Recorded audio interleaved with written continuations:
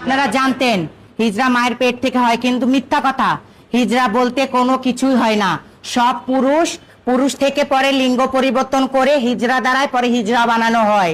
আমি আমার মায়ের একটাই সন্তান ছিলাম, ছেলে ছিলাম। আমার নাম ইয়াসিন ওরফে পারভেজ ইসলাম ছিল আমার নাম। আমার লিঙ্গ পরিবর্তন করে হিজরা বানিয়ে দেওয়া হয়েছে। আমি হচ্ছি হাসান। প্রথম কথা হচ্ছে যে আমি একজন পুরুষ, ঠিক আছে? আমি একজন পুরুষ ছিলাম, আমাকে জোরপূর্বক ভাবে হিজরা বানানো হয়েছে বা হিজরাদের চক্রের দ্বারায় আমি আজকে আপনারা দেখতে পাচ্ছেন আপনাদের সামনে। আর যে আমাকে হিজরা বানিয়েছে, যাদের দ্বারা আমি আজকে হিজরা হয়েছি, তারা মনে করেন যে আরাম আয়েশে তারা এখন হিজরাই না। আমার পিছনে আপনারা দেখতে পাচ্ছেন যে কিছু মানুষের ছবি লাগানো আছে। এক হচ্ছে সুন্দরী হিজরা, দ্বিতীয় হচ্ছে যে শিমুল, তৃতীয় হচ্ছে যে লিপস্টিক, ওর নাম হচ্ছে হৃদয়, 4 নাম্বার হচ্ছে যে আয়শা, ঠিক আছে?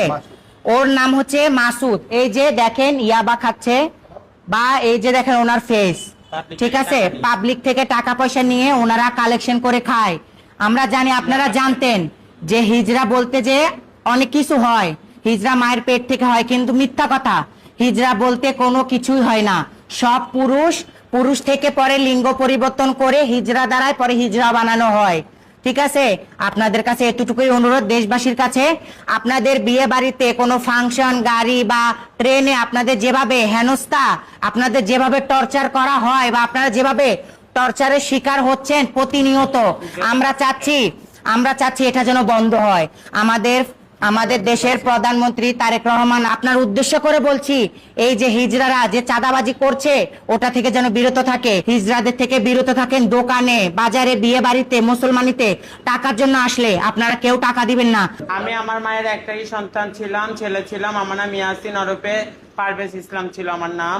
আমার লিঙ্গ পরিবর্তন করে হিজরা বানিয়ে দেওয়া হয়েছে।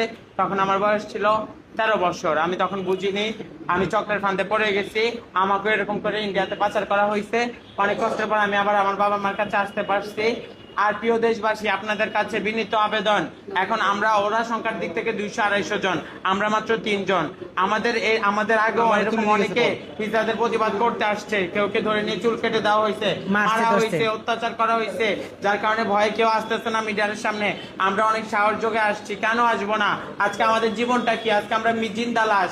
আজকে আমরা না হতে সাধারণ পাবলিক হয়ে আসছি, না হতে পারবো সন্তানের মা, কোনোটাই হতে পারবো না। আজকে আমরা জিন্দা লাশ।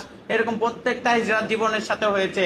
এটা চক্র যে সুন্দরী রূপে আজিম, ওর চট্টগ্রামে 3টা আলিশান বাড়ি আছে, গাড়ি আছে, সব আছে, ওর বাচ্চা আছে, বউ আছে, সব আছে।